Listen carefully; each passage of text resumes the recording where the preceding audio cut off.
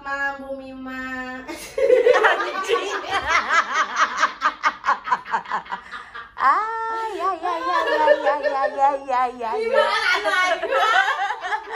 Selamat malam Bu Tina. Malam anjir. Gimana kabarnya sekarang? Habis ngedaki? Baik-baik Masih aja. pegel anjir, masih pegel. Terus kalau naik ke lantai 2 juga kaki tuh masih kayak nut-nutan gitu. Kenapa ya? Nah, biasalah capek. Seru kan kita kemarin Seru kan? banget. Ngomong-ngomong nih ya, kita kan berangkat malam Jumat tuh ya. Paranormal activity-nya seru banget dan kita belum sempat juga ngobrol satu sama lain kan. Nah, gue pengen tahu dong paranormal activity lo pas naik kemarin ke Ciremai, karena sampai sekarang pun gue belum tahu, belum dengar gitu. Karena dia cuma ngode-ngode terus sampai gue marahin, apa sih jangan ngeliatin coba gitu. Coba lu ceritain deh. Ya masih gak percaya sih ya, kita kok berani berdua ya waktu itu ya. Iya, jadi perjalanan dari pos 3 ke pos 4 kan. Iya, berdua aja, sumpah. Ini kan kayak kekuatan apa gitu dari diri kita berdua sampai Mungkin pakai loven. sampai berdua naik dari pos 3 ke pos 4 dan itu nggak ada siapa-siapa, bener gak sih? Lu paranormal activity-nya di awal keberangkatan, apa udah pertengahan, apa memang sebelumnya udah ada firasat-firasat, karena gue juga nggak tahu kan. Enggak sih, dari pos 3 kalau nggak salah tuh dari pos 3 tuh udah awalnya kan aku duluan tuh jauh banget kan, hampir 100 meter lebih pas dari pos 3 mau ke pos 4 kan aku masih duluan terus kan. Nggak 100 meter, lu sama gue cuma jaraknya 1 meter sama Dia temen. 1 meter kali ya. Nah itu tuh pas aku pertama di depan itu, pas pertama kali lihat itu kan langsung ngode ke kamu. Mimik muka aku tuh gak bisa bohong gitu loh. Kayak yes, gimana gitu kan, lu tuh waktu itu kayak ngomong tuh aku nggak bisa gitu. Jadi awal lu ngerasa ngeliat sesuatu yang aneh itu dari pos 3 ke pos 4. Iya. Dan apa itu yang, kan lu cuma ngode gue kan, lu nggak tahu lu lihat apa itu. Pas aku nunduk tuh kan aku otomatis, kamu kan cuma lihat langkah aku kan, kayak langkah aku ke sini ikut ke sini, langkah aku ke sana ikut ke sana. Nah aku yang paling depan itu otomatis kan harus lihat jalur dulu, yang mana nih yang langkah yang paling bagus buat kita biar nggak terlalu capek. Nah pas waktu itu di pertengahan jalan itu aku lihat kayak lihat jalan ke atas. Pas aku lihat lagi, ini jalan bagus deh, ke kanan aku bilang gitu. Pas saat aku lihat-lihat lagi lebih jelas gitu, ternyata itu udah ada sosok hitam gede gitu. Terus aku nunduk. Itu yang di belakang kabut kan? Iya, sumpah. Pas aku tarik baju kamu tuh, pas kepala sih apa sih lupa pokoknya. Pas aku, yes. Kamu kan udah bilang udah aja. Kirain lo lihat ke sana. Emang gue lihat, cuman ya gue nggak sampai harus dilihat. Emang udahlah, gue lihat langsung nunduk aja gitu. Sumpah takut banget, speechless, kayak dia tuh lihat gue kayak speechless, gue lihat dia tuh kayak speechless. Oh, dia nggak natap serem lu gitu, speechless itu. Sama. Artis, tatap speechless, tatap mata aku. Serius, aku tuh langsung nggak mau natap jauh, langsung berpaling itu mukanya, langsung lihat kamu kan, langsung tarik juga bajunya. Maksud aku tuh, lo lihat kagak sih kan Ya, gitu. Terus itu sosoknya itu tinggi besar berbulu dan kakinya itu kayak kaki hewan ya, apaan ya? Berarti lu di tar, gue enggak. Terus Iyalah, gue kan paling depan dia. setelah dari pos sana menuju sana ada pengalaman, ceritain aja semuanya. Ya udah, itulah kayak di apa tuh, kayak di belakang tuh ada truk itu. Ya berarti pas gue juga jalan lu denger. Nah, paling denger lah. pas berarti itu dari pos 3 ke pos 4 itu cerita pas gue ngedenger suara yang ngikut, berarti lu juga denger. Terus ada lagi tuh, ada pohon tumbang yang kayak bersih banget gitu ya, kayak malang ke kita gitu. Nah aku kan naik tuh kaki itu ke sana, terus di atas tuh di sela-sela pohon itu kayak ada putih-putih di antara cabang pohon dua gitu, ada putih-putih duduk tapi rambutnya itu panjang banget sampai ke bawah. Tuh yang gua kena rambutnya, yang kayak akar palem coy. Iya, serius.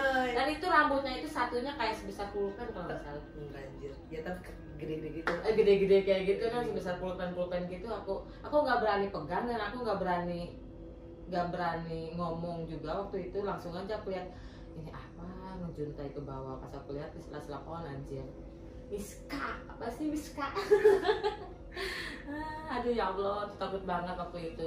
Apalagi itu pas Miska itu yang sela-sela pohon itu pas kabut turun, bener gak sih? Berarti itu masih di pos berapa tuh? Ya 3 atau 4 kalau nggak salah sih, lupa aku ya. Soalnya capek banget, apalagi kan sampai hujan gitu. Oh yang paling kesel tuh, apa tuh kamu tuh waktu maghrib tuh suruh berhenti tuh, yang paling kesel tuh. Itu perjalanan lo dari maghrib menuju pos 5 apa? Kan gue maksa tuh kan, maksa dalam artian gini, gimana ya? Gue bukannya jadi menjadi paranormal atau apa, tapi intinya gini, gue pada saat itu meyakini Bismillah la aja, soalnya gue takutnya gini loh. Justru emang ada pemikiran sedikit dari gue kalau misalkan kita masih ada di jalur maghrib, takutnya ada hal aneh yang nyasar lah inilah, karena gue percaya dirinya pertama ada Tuhan, kedua ya banyakkan lah Bismillah. Nah, lu ngalamin apa? Itu maghrib, aku tuh udah kayak suges kalau maghrib tuh kayak kata mama tuh harus pulang kan gitu. Kalau lagi main juga harus pulang, takutnya ada apa gitu kan. Kalau mewek kata mama kan kayak gitu dulu. Nah aku tuh nyuruh berhenti ke kamu itu takutnya kita ada penampakan yang lebih dari sebelum itu. Kan sebelum itu kita udah lihat beberapa makhluk tuh ya. Nah pas maghrib itu pas ada di rimbun-rimbun pohon tuh aku sempet storyin tuh ada kayak pohon kayak apa ya, kayak kain gitu terbelah gitu. Oh yang pohonnya merundai. Nanti ada gambarnya, pohonnya ada merundai gitu. Merundai gitu. Nutup gak kayak tirai lah ya. Tirai ya. Itu kayak itu pas maghrib banget kan kita di sana. Itu kayak portal atau apa gitu kan. Oh jadi lu ngelihatnya kayak dimensi lain? Iya kayak dimensi lain gitu. Pas itu aku masuk nggak ya ke sana, apalagi ini udah jam 6 aku bilang. Tuh takutnya nanti sugesnya atau takutnya kita masuk ke dunia lain juga. Makanya aku minta berhenti tuh, udahlah berhenti, udah sini aja. Nah kamu tetap aja suruh maju. Ya Allah haula. Nah di pas sesudah tirai itu ya kayak pohon tirai itu, aku lihat kayak anak kecil hitam. Nah itu gue lihat, itu yang ngikutin terus. Nah itu hitam. Terus aku kan kata kamu kan kalau kamu capek dia bilang kayak gitu kan. Jadi kodenya gini, pas kita jalan berdua, gue yang sering capek. Jadi gini. Kalau misalkan gue nggak berhenti, gue takut capek banget kan, nggak kuat. Gue nggak ngode, takutnya dia terus jalan, gue ditinggalin kan, dia nggak lihat ke belakang dan gue juga terus konsentrasi lihatnya ke depan. Jadi kodenya gini, up 2 detik 3 detik, yuk, up, yuk, terus ya itu aku nggak berani lihat ke belakang tuh. Kamu tuh kayak ada anak-anak kecil di belakangnya, makanya aku mau bilang salah. Gue juga seru, soalnya gue selalu pikirnya Doni nggak ikut, kita berdua, jadi gue juga anjir, gue bilang kenapa sih harus keluarin suara langkah, tau nggak sih celana tuh, nah gini nih suara celana kayak bergesekan, suara sepatu, suara lonceng yang jelas ya. Terus karena kita tuh nggak tahu, nggak punya pada lonceng kan. Iya, nggak ada yang bawa lonceng juga. Pas aku pertama lihat itu yang anak kecil itu, pas kamu bilang kayak gitu kan, aku otomatis nengok tuh ke belakangnya. Anjir, anak kecil. Terus aku lanjut lagi, dia bilang lagi gitu. Aku nengok masih ada. Nah dari situ aku gak nengok lagi ke belakang, sumpah takut banget itu anak-anak kecil ngikut. Ada berapa, 3 lebih kalau nggak salah, anjir. berarti lo bener-bener melihat sekeliling ya. Nah setelah melewati apa ya yang kata lo, kan gue emang nggak tahu ya lo yang di depan. Kata lo kan kayak semacam ada satu dimensi yang terbuka melewati itu. Nah, selanjutnya hal apa yang lo lihat, rasain gitu? Itu kamu kan nyuruh jalan terus ya pas maghrib itu. Aku tuh sempat kepikiran, ini kan center kepala tuh ya. Center itu ada tuh di saku. Cuman aku nggak berani buka dan nggak berani pakai. Kenapa coba? Kalau aku pakai center kepala itu makin banyak tuh yang aku lihat. Gue kira lu tiba-tiba jadi ini Ultraman, Iron Man kali.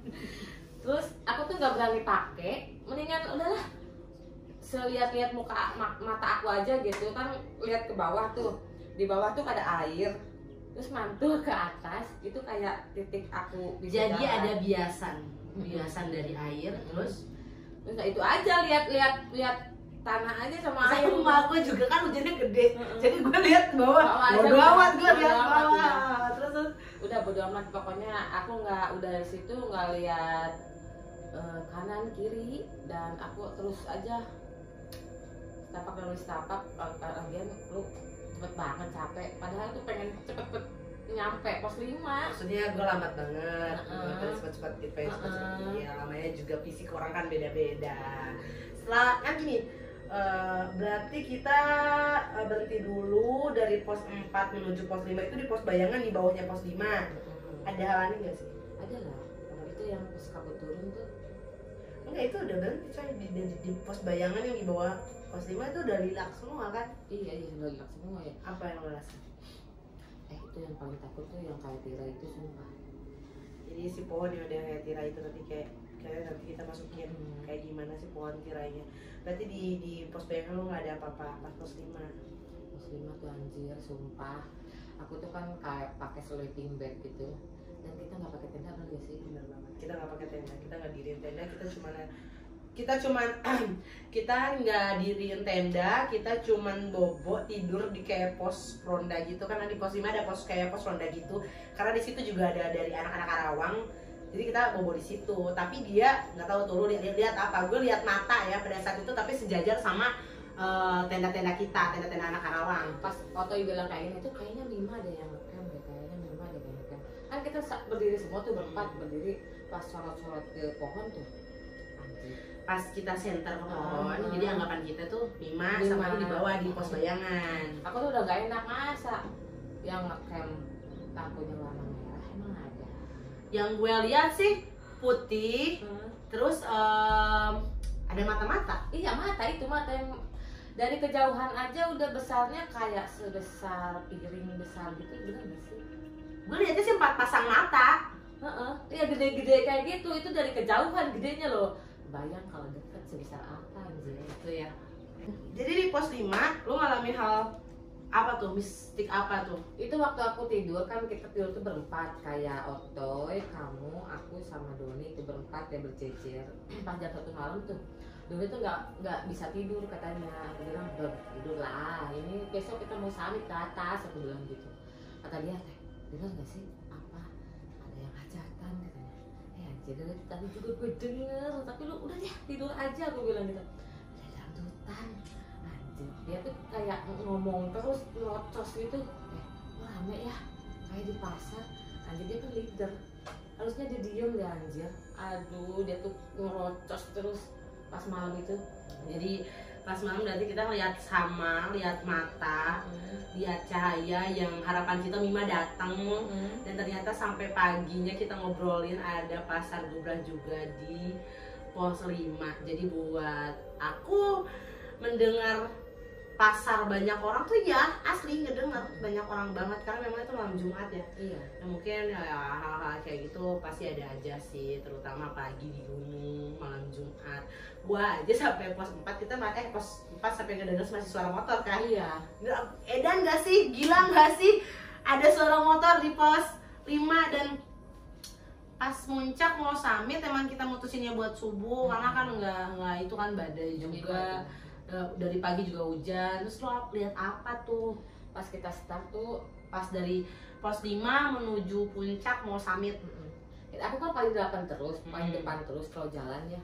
Pas aku paling depan tuh, pas pakai senter tuh, pertama tuh aku tek udah diam. Aku tuh lihat kayak nenek-nenek compang camping, bajunya itu coklat lusuh. Compang camping maksudnya? Gimana ya, kayak maaf ya, kayak ODGJ gitu, sumpah. Jadi berantakan lah ya, bajunya kotor, bajunya kotor banget. Nah, kamu kan sempet video tuh, ya pas aku pulang lagi tuh, ya.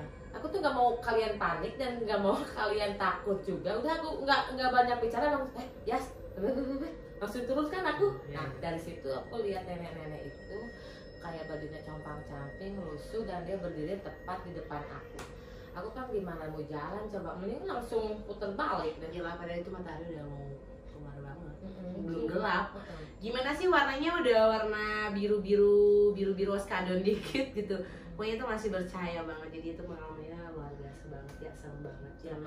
Gila pokoknya. pengalaman di Ciremai benar-benar keren banget.